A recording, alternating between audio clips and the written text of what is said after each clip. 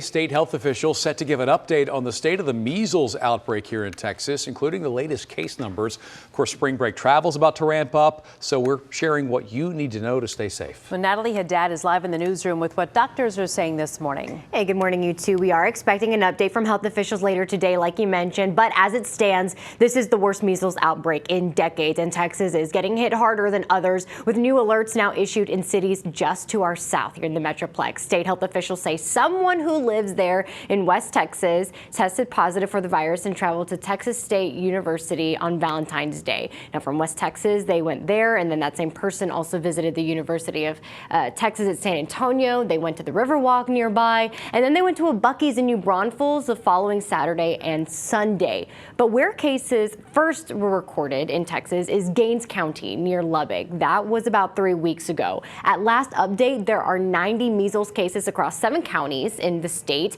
85 of these cases, these people do not have the measles vaccine, or their vaccination status is unknown. Now, this virus can lead to serious complications for children and anyone with a weakened immune system. Remember, this is a virus that lives airborne for at least 2 hours. In fact, right now, children make up about 90% of the infections right now, and one doctor at Children's Medical Center in Plano explains why. That's the age group where most hospitalizations and complications have been described.